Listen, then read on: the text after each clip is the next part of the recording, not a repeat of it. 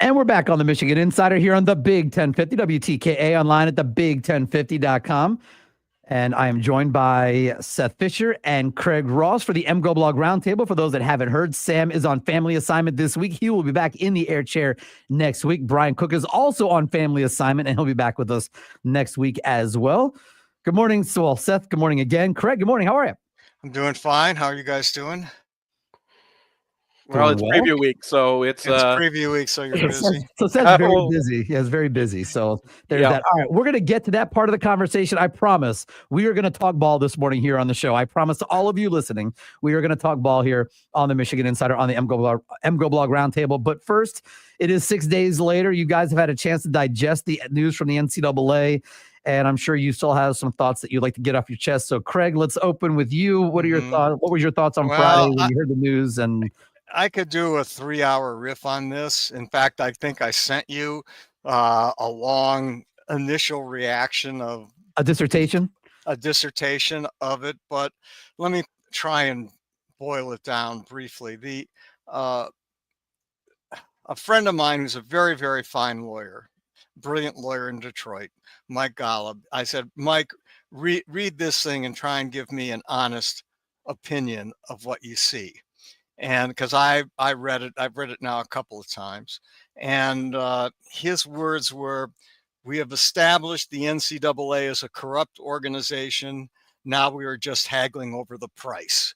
Those were his words. And the report is incoherent. I would call it not even advanced gibberish. It's contradictory, illogical. And, you know, I think J. Fred Muggs with a Crayola, resting in peace, could write a better opinion than that. And when I sat down to look at it, I said, okay, I'm going to try and be as open to this as I can possibly be. And if it's really compelling, I'll just slink into the night and that's it. It's not compelling. You can't even figure out from reading it what the hell they're talking about half the time. And so I was from a sort of procedural point of view, I'm completely mystified by it. You know, Brian sort of trying to end run that, and I give Brian major league credit because I think his end run was quite brilliant in its own way. He just says, okay, I ain't going through this stuff. Let me try and look at what advantage Michigan might have received from this. And he, on his site this week, he said, well, I can't see that there's any advantage. Michigan played better once Stalions was gone, and Harbaugh was suspended. In fact, not just on wins and losses, not just beating better teams, but if you look at the advanced metrics, they were a whole lot better. They went up 10 spots in S&P Plus. Right. So they went from being a top 25 team to a top 5 team to the top overall team in the span that this happened. Right. So they went from being, I think they were 15th originally, and they moved up to, and part of that is when you get to play better teams, you get to move up more. But there's no comparison. You look at how well the defense played, and he was primarily on defense, right? Mm-hmm. You look at how well the defense played after this, after Stalions was removed from the program. Okay, after everyone had an opportunity to change their signs, after Michigan State was performatively running the signs in from the sideline until they gave it up in the middle of the game because they realized it didn't matter because they were not moving the ball regardless. That team played way better, especially on defense, after everything came out. I was only surprised. I expected that the report was going to be just a mess because this is what the NCAA is right now. It was a perfect distillation of the Trump era, right? F you, pay me. I don't care. I'm in power. I get to do whatever I wanted to you. And this was all just an extension of they hated Harbaugh. because Harbaugh thumbed their noses at him. You can take it all the way back to when he did the satellite camps, and they were so mad because he made them all look foolish. And this is every rule change since then. Every single thing, they referenced everything they could against him. And in the end, they gave Harbaugh more than they gave Connor Stalions. They gave him a 10-year show cause on top of what they already gave him for the Burgergate stuff.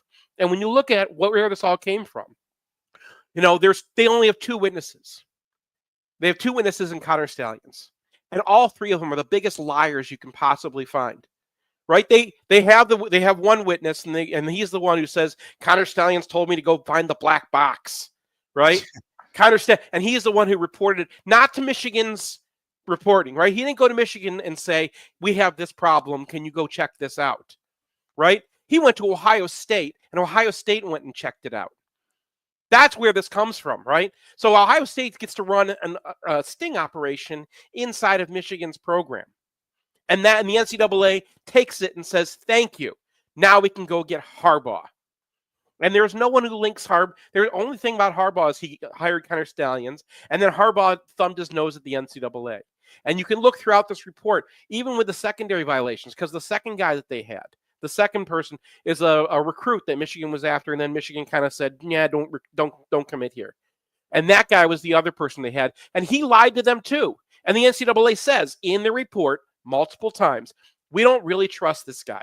This guy he didn't get his story straight. And when they went after Denard, they said they pretended that Denard's text corroborate the story when they don't. The kid said that Denard, the first time he said it was Partridge who handed me gear. The second time he turns around and says, no, it was Denard who handed me gear. Well, the text threads with Denard says that Denard told the equipment manager to go and put a gear bag together. And then the kid says, well, maybe my dad they didn't talk to the parents, but maybe my parents ended up with a bag of gear. And we're talking about sweatpants here. Okay, they give Denard a 3-year show cause because Denard sat down with them to talk about this, and they said, here's what we've got on you. And Denard lawyers probably said, this is nothing. How are you going after me for this? I'll negotiate with you in good faith. This is not good faith. That's the whole point. None of this was good faith. This was, we hate Harbaugh. We're going to go after him. We're going to get him. And this was the thing. They got him. They had something, and they're going to get him. And then it turns out they didn't really have anything. They decide that they're going. It was all just recursive logic. It was just discursive logic. Their entire logic, the entire case, the entirety of this whole thing, when they come down to it, rests on whether this mattered or not. And ultimately, they say it mattered because because Connor Stalions went to all these lengths. That was their only evidence. When it comes down to it, all they did is they said Connor Stalions went to all these lengths in order to hire to cover this up and threw his thing in the river and whatnot. And instead of taking the obvious explanation that this guy is a freaking loser, that this guy is just a weirdo who thinks that if he hustles this much, that this is going to be his path to being the head coach of Michigan one day. Instead of taking that, which anyone can see, if you just look at the guy and his actions, they decide this guy was a mastermind.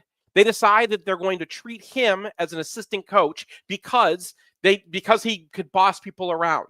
So therefore, he's right up with the top assistants. Why? Because he got to tell a student manager to do something one time. Even though they also contradict that because the student manager said no, went to Partridge, and Partridge said no.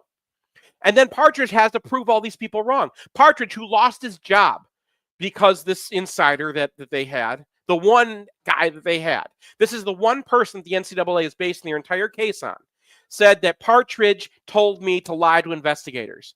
Partridge produced video. Partridge produced a timeline. Partridge produced witnesses that all said that no. He said, I told you to talk to your attorney and talk to your dad.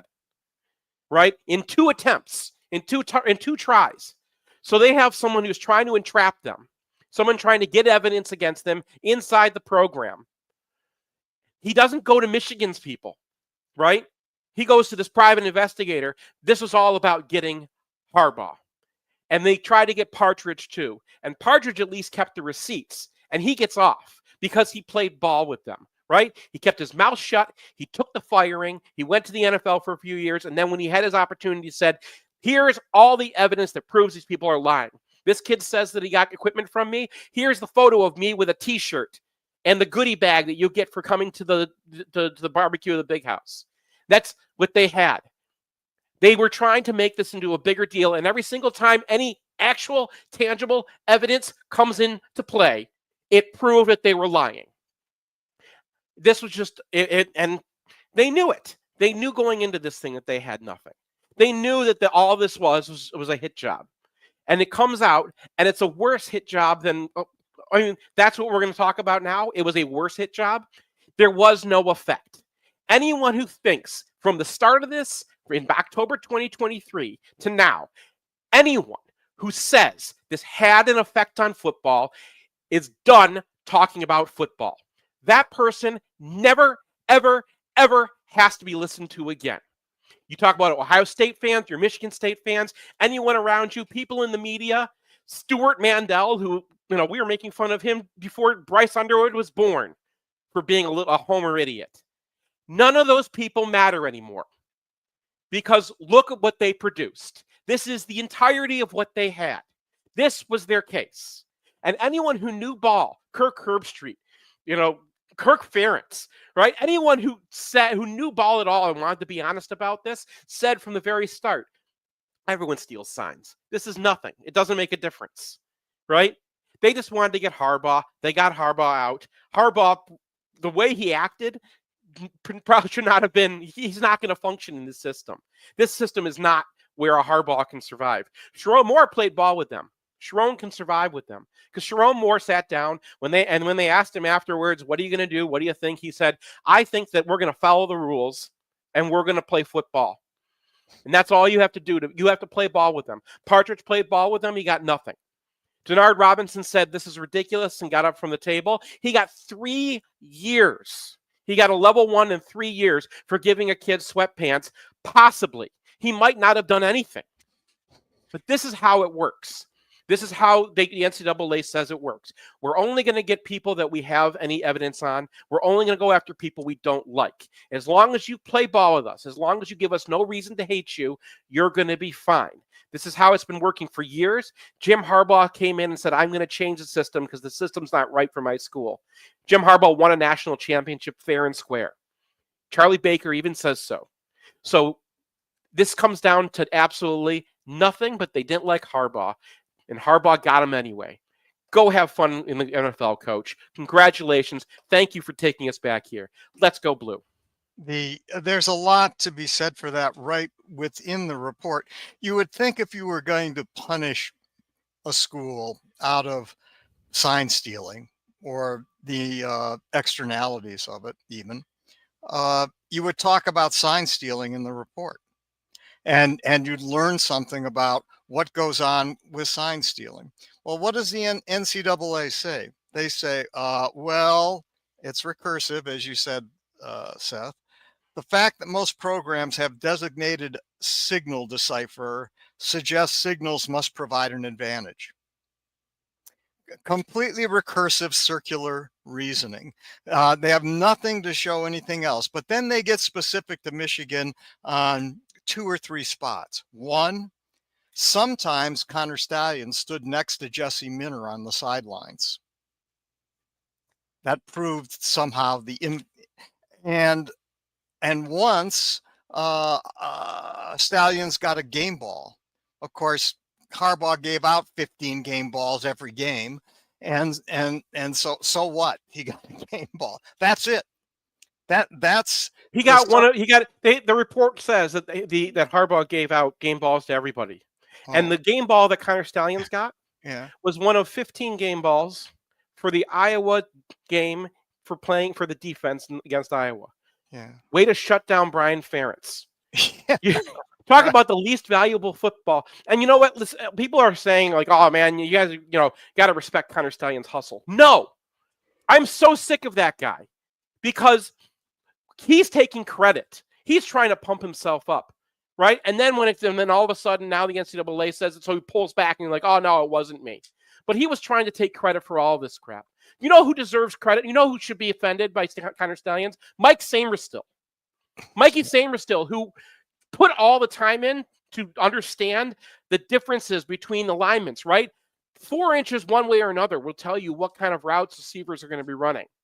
And in the NFL, those guys watch the film so much, and the receivers have to like practice so much because you try to get like that little edge, right? Just get yourself a little bit more room, and someone will catch you out on it and notice what you're going to do. And Samer still does the pointing because he sees how they're lining up.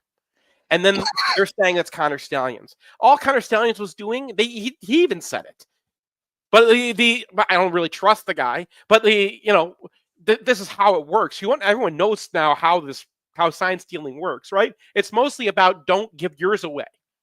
Right. All he was doing was waiting for them to give the real sign so the defense could say, okay, we got it now. But Mikey Samerstill, Rod Moore, Junior Colson, Michael Barrett, these guys who put in the time to turn themselves into those kinds of players who went and won a national championship. And now everyone's going to be like, oh, Connor Stallions did that for you. No, he didn't. No, he didn't. Those guys are special, and you know they're special because they're being special in the NFL now. You talk to anyone in Washington and ask them, what do you get out of Mikey Samerstill? And they'll tell you what they've gotten that guy. And those are the people who should be getting the respect. When people are saying, oh, man, we should respect Connor Stallions because he was in the Navy or the Marines or whatever he went and did. He did that because he wanted to be a head coach. He went and checked the box. Okay? And then he came here and he pulled this whole hustle. This grand scheme, which was apparently on a Google Drive that anyone could access. This grand scheme where he was just asking people he barely knows to go and videotape and then says, well, I didn't break the rules. I barely skirted on the edge of them. I am sick of this guy trying to take credit for what Mikey Samerstill did. I'm not buying a Connor Stallions jersey. I own a Mikey Samerstill one. Well, I don't agree necessarily that he broke the rules. However, because if you read the rule, there's nothing in there that shows that he broke them. It's only if you don't read the rule, you assume that he broke them. Like everything else, it's circular in this case. I don't know. The one thing the NCAA, in the report that I was like, okay, I think that makes sense. That's right. Michigan, if Michigan was doing now, it proves that Michigan probably didn't even know he was doing this. Yeah. But what you're supposed to do in these circumstances is get clarification. Okay? And one of the people, and Chrissy, who's our who's, by the way, the NCAA said was fine, right? Michigan's compliance department was great. They loved Michigan's compliance department. But the problem was Michigan's compliance department never heard from Connor Stallions. Right. What they did have is one text from one assistant who the NCAA doesn't name, who might in fact be Connor Stallions, that was saying that that all these guys are a thorn in our side. They're the worst people on earth. But the way you're supposed to handle that is if you don't know if you're breaking a rule, you don't just keep on going. You go to your compliance office and say, what's the rule? Absolutely. And the compliance office goes to the NCAA and says, what's the rule? What's the clarification? And this was, remember, we went over this when they were trying to get Rich Rod, right? When they were having that whole dumb thing, the practice gate thing, right? And Michigan asked for clarification, and they hadn't got clarification yet, whether folding up a towel is simulating a football or whatever, right? And they hadn't gotten clarification, but at least back then, they went and tried to get it. If you're not trying to get clarification, the NCAA is going to guess that you were cheating. Well, it doesn't mean that you were cheating. Here you have a low-level staffer who did not do that. It wasn't the coaches, but I agree with you 100%. Connor Stallions needed to go to his superiors and say, "Hey, here's what I want to do. Can I do this?" And the fact that he didn't, to me, is enough for him to be fired at the very least. And that's where I'm 100% on board with you. Now, I can understand why Stallions would sit down and look at the rule and say, "Hey, I'm not doing anything against the rules." That I can understand, but I still think he should have gone to his superiors and said, "Here's what I want to do."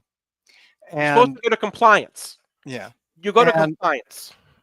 Right. So, on that I agree. In terms of the consequence, whether it was consequential or not, nah, probably wasn't. I commend people to Isaiah Hole's interview with Jack Tuttle this week.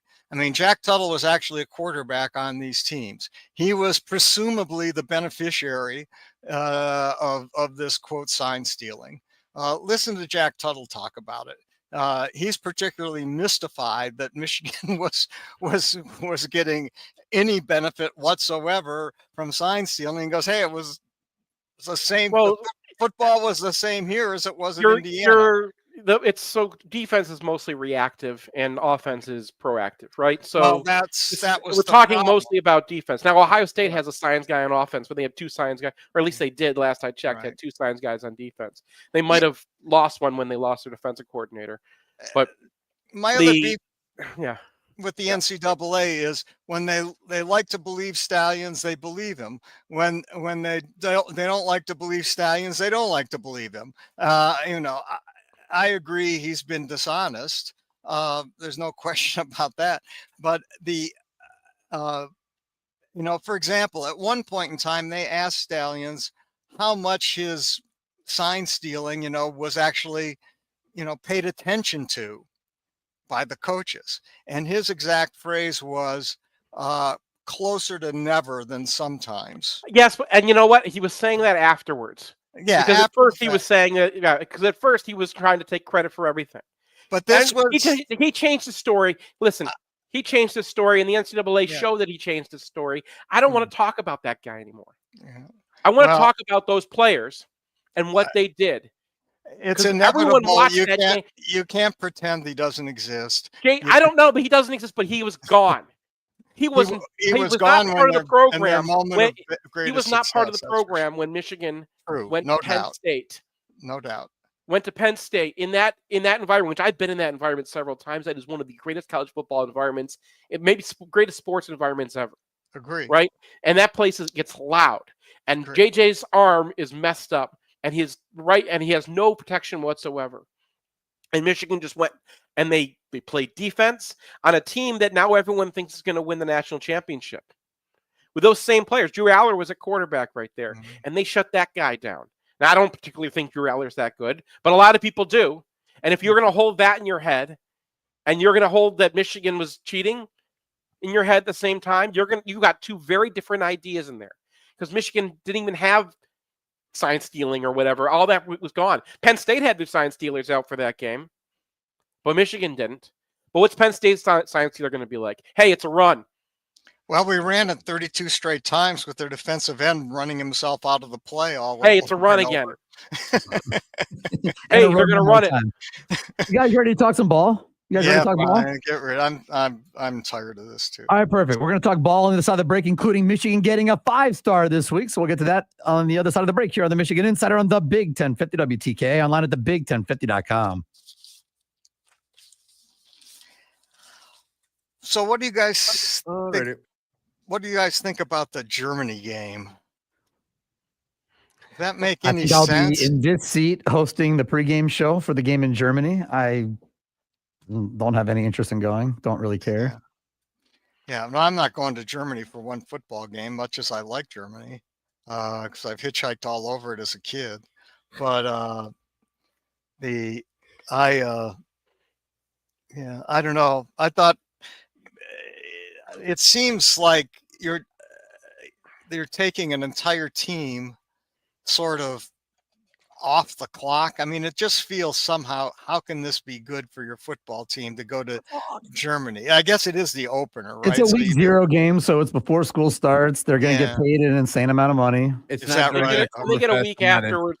And then they have the week off after, so you have 2 weeks ready for the next game. All right, so that's a different school. Class wouldn't have started yet, so you can travel a little bit early.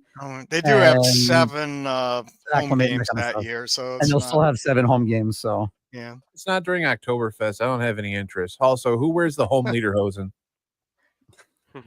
Well, I think Brian Cook. Yeah, wear the lederhosen. I've heard by rumor that he's a really fine shoe slapping dancer, and Brian catching strays because he's taking his kids to camp. Yeah, so. I think it's I think there's a good chance the thing gets canceled. Really? They said it hadn't been that it's not official yet anyway. Right. So when they made the announcement, it wasn't official because yet. Elected officials who are elected by the people of Michigan have to approve it. and you're moving an in-state game. There's Western Michigan people. Well, Western seems enthusiastic about it. I guess they're going to get paid too, and they'll get paid more than they get paid for the bye game here. Yeah. Right, but you're taking all the money out of Michigan to put it somewhere else, and it annoys people. It annoys people in power. And then, it was what we were talking about earlier, right? It's just this era now where it's not about what's right. It's not about what's just. It's not about what the law is. It's about who's in power. And in this case, they might have ruffled some feathers on people in power that they didn't realize that they did. So that's all I can say on that. But I'm not sure that thing's going to go through. As far as, playing a game in Germany, it's not the biggest deal to me. I hate losing a home game, but honestly, I don't actually go to the opener every year. That's why there are 7 other home games that year. My concern isn't that part. And it's not like international games are new. There was a long stretch where they played the game in Tokyo. Wisconsin played Ohio State in Tokyo one year. That used to be a thing like every year. And of course, there's a game in Dublin coming up on Saturday. Now, I think that all games in Dublin should probably include Notre Dame and not include, I don't know what Kansas State and Iowa State have to do with Dublin and how that's a thing, but that at least it gives us a college football game on Saturday to watch. Yeah. Who do they play? I don't even know who. K-State, Iowa State. K-State, Iowa State. Yeah, so at least Michigan's not giving up a divisional game. I don't know which of those two teams gave up a home game and a divisional game, but that's a division game that they gave up, or a conference game that they gave up for the Big 12 to take that game elsewhere. One of them was supposed to be the home game, so you're playing one fewer home league games. The money must be worth it for them. That would never fly. Although Indiana once gave up a home game to play Penn State in Maryland, so they got paid to do that. Yeah. Well, and State keeps on moving their home game. I guess they're going to Ford Field. Excuse me. It's back in about 30 seconds, guys. I'm not as mad as other people. I like traveling to Europe. I'm not going to go to Europe to go to a football game. That's what I do here. But that's kind of the thing. I don't want to go to Europe to watch Michigan sports. I don't want to go to Europe to see my American teams. Well, if you were going to Europe for some other reason, then you might go. Or if you were going to Europe, there are a lot of expats. Stand by, guys. We're on in about 10 seconds here, so we're gonna talk some ball. Actual ball. Football.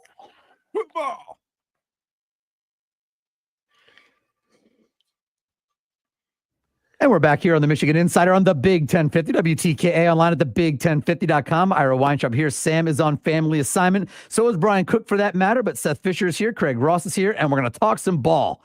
And before we actually get to this football team, guys, Seth, I know you were excited on Tuesday at around 11:15 or so in the morning when Savion Hyder picked the Michigan Wolverines. That was a great way to kind of start the week. Oh my God. I try not to watch the highlights when we're in on a 5-star until we get the guy. Cause I've been burned in the past. I've watched a lot of film on some really good Alabama players in my time. And I bet you have. I didn't want to do it again. So then I turn it on and there's one run where you're like, because people tell you, okay, go to this timestamp and watch this run. So you go to the timestamp and you watch the run. And he puts his foot in the ground and then hops 2 gaps out. And he sends 2 guys careening into each other. And you're like, oh, wow, that was great. I'm glad I saw that run. Oh, you're not done. There's a whole beastquake afterwards. It's there's an entire beastquake in his highlight reel. And this is a guy who's got speed. This is a guy who's got agility. And he's just got so much balance. I think when what's the top thing? What makes this guy, the balance is just incredible. It doesn't go down. So I'm really, really excited about this. Is a big win for Alford, right? Because people gave him a little bit of guff for his first class. I think that the number one guy that he wanted to end up at Oregon, and they figured oh, you're coming from Ohio State, you got to know how to recruit. And I think Jasper Parker is probably a much better player than people realize, but Mike Hart found that guy. Well, Ron Bellamy found that guy. He plays for Ron Bellamy's old high school coach at Ron Bellamy's old high school. So, and Donovan Johnson, IMG, didn't take that much to find him, and he's injured probably most of his career anyway. Hyder, proves, right? What did we get when we got Alfred? We got a guy who's going to go out and get the best running backs in the country. And running back is one of those positions where, like, you can usually tell. Saying this as a Michigan fan who's had some 5 stars, but that is they're getting a lot better at how they look at these guys, right? The way that, if you remember Derek Green, they're like, oh, he's so big and he runs so fast, but the guy couldn't find a gap for the life of him. Well, when you watch him, this Hyder has the vision. He's got the everything. And you see Jordan Marshall. You found it with that guy. I went and watched Justice Haynes' film, and I'm like, wow. I thought he was already the number 1 running back in the portal. And I watched this film like, okay, now I get it. This guy is, I was hesitant to say Corum, but in that realm. And yeah, this is a big time pickup. And it just shows Michigan is getting these guys now. Because, just a few years ago, we were talking about, we're transformational, not transactional. And we were picking up the transformational guys, players that you're going to have to build. And they're still doing that. I still want them to do that. They got 105 scholarships. You should have people that you build up and you play them as redshirt juniors and seniors. And those guys are amazing players for you. But you also need to have that top talent, right? When they went and won the national championship, they had 5 stars. And even if they weren't ranked 5 stars, they had 5 stars. And those guys will do things for you. So big pickup shows you Michigan's can still be serious. It's not like we're just, we got our one class, and they're building for 2027 right now. And Hyder's going to be a big, big part of that run. Well, the word that you use that hits home for me is vision. I've watched a lot of highly regarded running backs who are big, fast, strong. You mentioned one, Derek Green, who, when I saw his high school tape, I wasn't convinced, not because he didn't look good, but because his offensive line was so good. No one touched him until 6 yards down the field, and then he was knocking over 150-pound safeties, 25 yards down the field. And so was he good or was he not good? I didn't know. And that's different here. Hyder, you see his feet at the line of scrimmage, his feet and his vision and his ability to find small spots where he can then find big spots is pretty remarkable. And it does remind me a lot. If you were going to ask me, who does this guy remind you of? I would say Corum is a fair comp. I think he may be a little bit bigger and stronger than Corum, but otherwise, that's who he reminds me of. Yeah, I had I this is not going to be the final comp because there's no way anyone else remembers it. But from my childhood, Ricky Powers. If you remember when he first came out, when he was, his career got a little overshadowed because he was in such a great running back room. We just talked about him last week in the countdown. Yeah, because he played with John Vaughn and then he played with Wheatley and and Biaka Matuko is in that backfield too. But like just that incredible balance. There was just no way to get Powers down sometimes, and that was in my little fan mind because I was a kid watching Ricky Powers. That was my age when I was. I was 10, I think, when he was a commit. So I was probably 12, 11. That's when those guys just kind of like fill your head and it's hard to get rid of them. So he was brought me back to that. He was sort of the consolation prize for Michigan, if my recall's right, because Ohio State, they're both from Ohio, and Ohio State got a guy named Robert Smith. Yep, they were high school rivals, and they were the top 2 backs coming out of high school, and they were both in Ohio. And Smith went one way, and Powers went the other. Powers went the other, and Powers was very good. I think this guy's film is better than Powers. I'm sure it is. I don't remember Powers. I don't remember Powers' film. Yeah. I remember Powers viscerally as a kid, sitting in the end zone where I couldn't really see anything but running and. I don't even remember what game I was at, but I remember him just like spinning through. Maybe it was a Michigan State game. He's spinning through 2 tackles, and then he gets like hit dead on by a safety, and the safety kind of bounced off him, and he's staggered for a bit, and then kept on going like that. It kind of reminded me just like kind of built compactly, but also just like strong in those legs are just powerful. I think Corum's probably going to end up being like bigger Corum, but like that's. Hyder, you mean, it's going to be a bigger quorum. That's what I think. Yeah, Hyder is going to be a bigger quorum. I mean, I guess that's the comp, but I got another year before I have to write that thing. Yeah. I do remember watching film, not a lot, but I remember it being on TV when Kelly Baraka committed. And there's another 5-star who wasn't a 5-star, right? When they were showing him, and I remember him just running into like completely open gaps, and he was the fastest. He was so fast. Yeah. But like that just tells you how much better they've gotten at how they rank these guys, because that was another 5-star, right? Or Justin Fargas is another 5-star. Those guys were just really fast. And I think they've gotten much better now at identifying what makes a good running back, probably because they just finally learned to ask the NFL. I know for a fact that they did the quarterbacks, because I talked to a trainer who works with quarterbacks around here. And I was asking him about Bryce Underwood and what do I need to know about him for his profile. And he was telling me, like, look, they don't rate quarterbacks the way they used to. It used to be like how fast the ball. It was just guys who would be like, okay, that guy can throw a ball hard. Now they ask the NFL and what they look at, and they try to go back and find those same attributes. And Michigan was ahead of the game with this. When you ask, like, what is Michigan scouting all about? Where do they look at? They use the same checklist that most NFL teams do on what traits they're looking for. So, with quarterbacks, is how well that ball spins, how much his feet are set, how confident he is. And with running backs, it's that balance and those legs, the power of those legs. So I think they got a guy here. Yeah, my favorite comment was on your board, or on the MGoBlog board, where somebody said that the really good news is that Michigan State, after Hyder scores his 3rd or 4th touchdown against them, they'll put a smiling and avuncular picture of Hyder on their video board. Think about that for a minute. You'll get it. I'm going to bring this to we're going to talk about the current team in a moment, but we did have a question. We had a reader and a listener a viewer, Craig, asking what film was like when you watched Merlin Olsen on tape. Yeah, Merlin Olsen.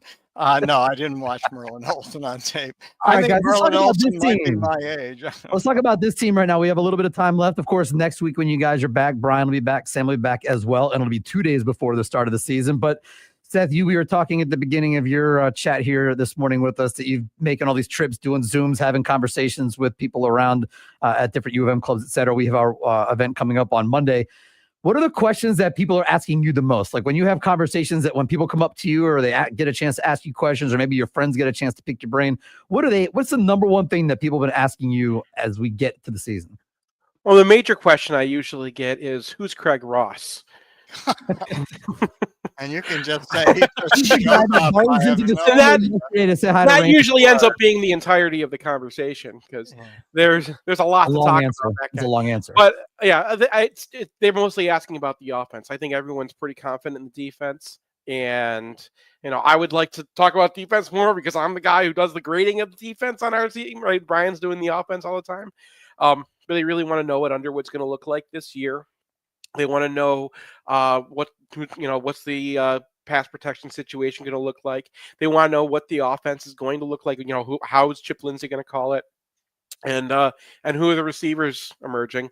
And then they always ask me for insider information, which, once again, I need to tell you people, I am not an insider.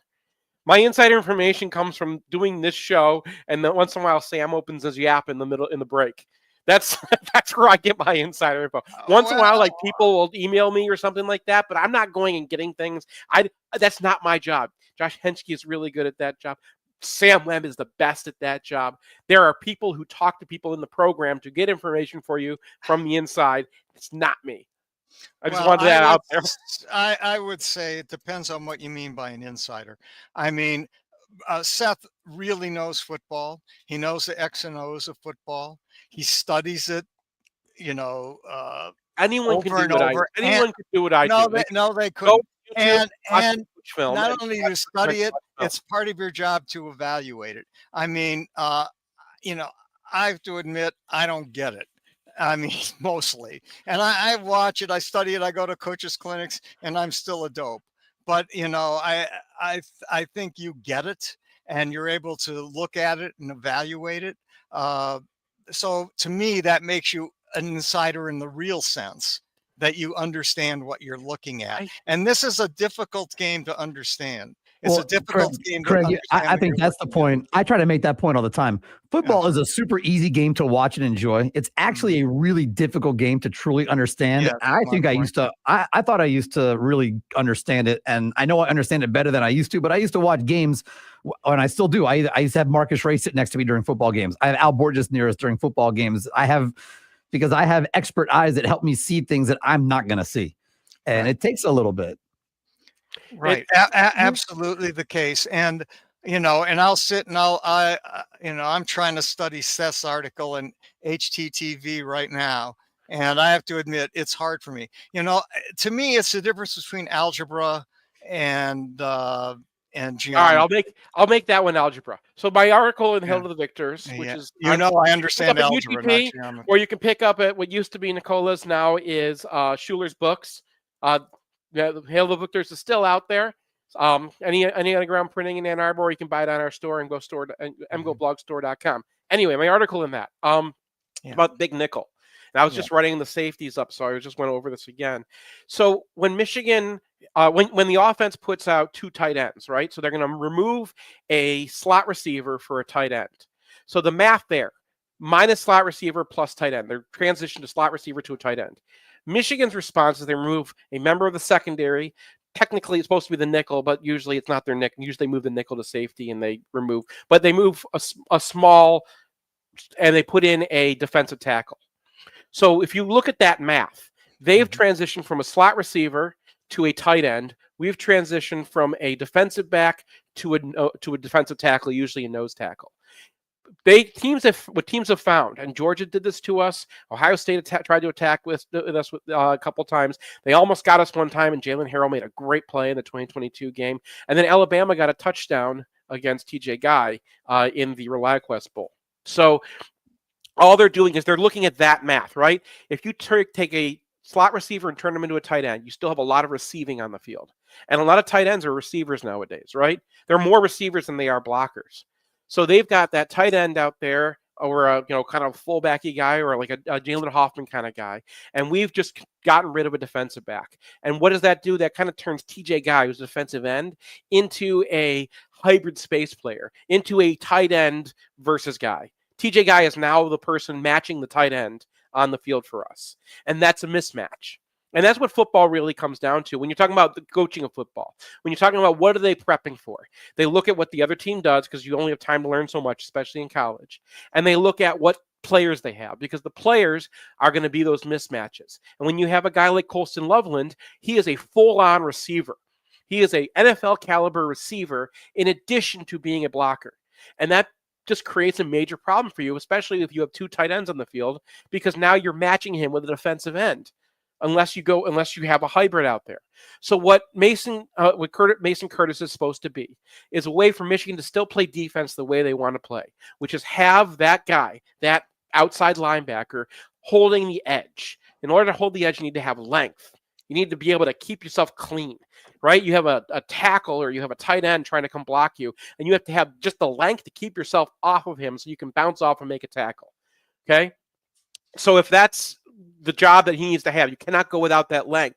It's really hard to find some safety who can do it. They had Michael Barrett do it a little bit in 21. They had Makari Page do it a little bit last year. But that's what you need.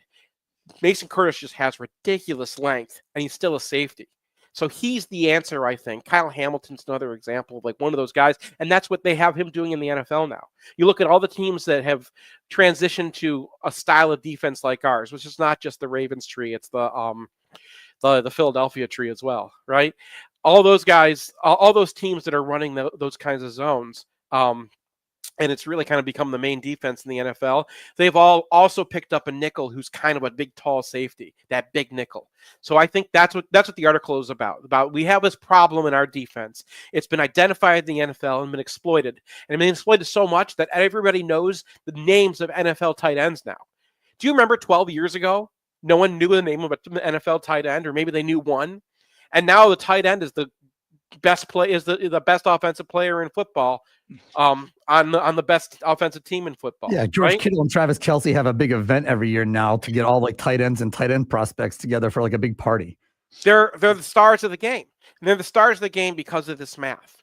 And now defenses are finding a way to try to transition to kind of tight end stoppers out there. And that's what the article is about, that Michigan is going to need a tight end stopper, because I guarantee you we're going to see more 2 tight end sets now that we have this defense, and this defense has been proven so strongly, because that's the only weakness in their defense right now. Well, my question is, don't you need sign stealing to see who's on the field? Never mind. I mean, how will the defense know who's on the field without sign stealing? They have those big cardboard signs still, don't they? They'll still hang those. They'll still have those out there, so you can still follow along somehow at home. Anyway, I wanted to make the point, though, because you guys are trying to pump me up here, that I get things wrong all the time. And we did those. We did the golf outing interviews, and I started asking these guys about individual plays, because I was like, I wrote my whole article on Ernest Hausmann about like how they had him guarding 2 gaps. He's like, it wasn't really doing 2 gaps. This was really working this way and that way. And then afterwards, I kind of asked him off air, like, okay, explain to me how you're doing it. And I didn't even get it then. So it's these guys. What's crazy to me is sometimes these guys walk in, they're like, oh, I get it. Like, TJ Metcalf is like, oh, yeah, I picked up the defense in a week. What?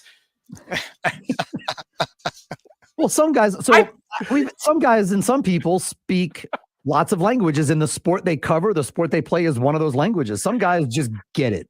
Other guys, it takes a little while longer.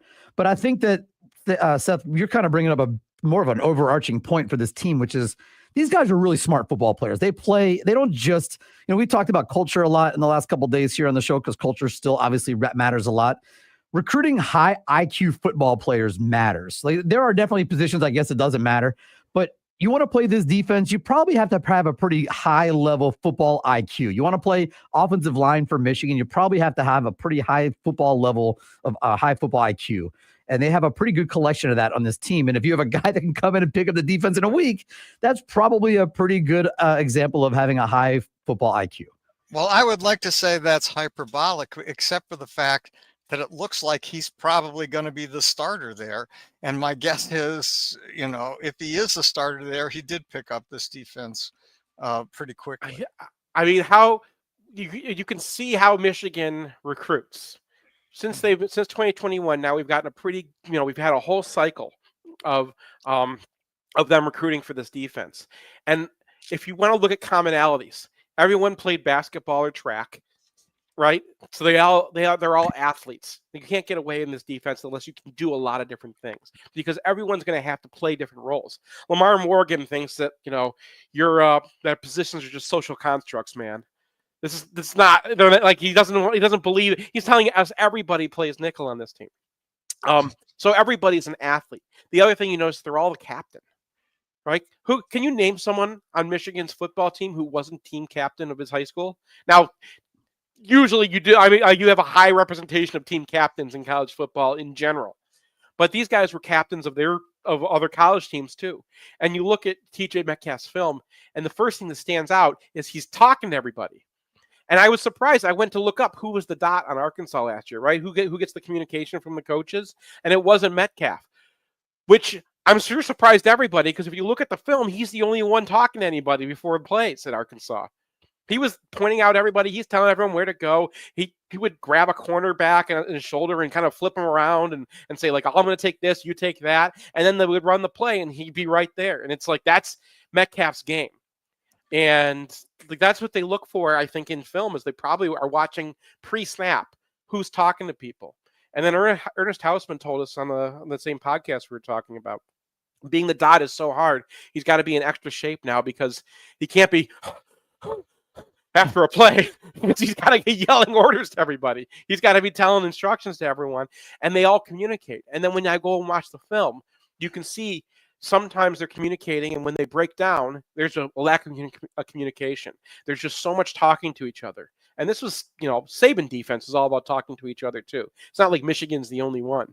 But I think that there's an awful lot of communicating that goes on in that defense. And so you need guys who are good at communicating, which is a skill just as much as any athletic skill. You also have to have good listeners and guys that are just willing to be grabbed by the back of their helmet or shoulder pads and shoved into a new spot when it's like right before the snap, because you're in the wrong spot, dude. Move over there. Well, I mean, there's good listeners who are just good at being told what to do. There's also good listeners who have the understanding of other people's capabilities. And I think that's kind of what Michigan's built out of. All these guys were captains. All these guys could be the dot if you ask them to be. But they are all the kinds of guys who believe in their teammates, who trust each other. So if somebody, even if he's a freshman, is telling you, "Hey man, this guy's coming this way. I'm gonna go for the chuck. I'm gonna go for the chuck." Got it. Got you. Right? They listen to each other. And you have to be that. You can't just have somebody in the defense who's just doing what he's told. And, I was just watching Mason Curtis before this. I was working on the safeties article. But as a freshman, like, his main issues were that he wasn't communicating sometimes. He missed a couple chucks. Or somebody missed a drop because he was letting someone into their zone and he didn't say it. That's just freshman stuff. To play in this defense, you have to be communicative. And it's not that level of like, oh, I know how to be told what to do. It is, I understand the value of other people around me. And that's ultimately what this program is completely built on. You know what's exciting, guys? We're just about out of time, but you know what's really exciting, guys? Next week, when you join us, we're going to be talking about the game, which is 2 days away. But I actually probably, as excited as I am for next week's roundtable, I actually am more excited for the roundtable 2 weeks from now, because we'll have a game under our belt and we'll be getting ready for a big game. And there's going to be a lot of football to really talk ball on the show. Are you guys going to Norman? No, we are not going to Norman. We are not going to Norman. I'll be in this seat right here, I think. I'm going to Norman. My wife and I and Dave Nasternak are going to Norman, so we'll be there. I've never been there. Have you been there? I have not. It takes a lot to get to Norman, Oklahoma. So you guys enjoy that one. But excited to have you back next week. Sam will be back in the air chair. Brian will be back next week. And of course, next week, we will be just 2 days away until the start of the Michigan football season. So thank you, Seth. Thank you, Craig. We'll talk to you guys next week. I want to thank everybody for listening this morning. Also, thanks to Alan True for joining us this morning. And of course, thanks to my guy, Miz, on the other side of the glass, who is with me all week long. And he'll be with me until Sam returns to the show early next week. In the meantime, we'll see everybody tomorrow here on the Michigan Insider on the Big 1050 WTKA.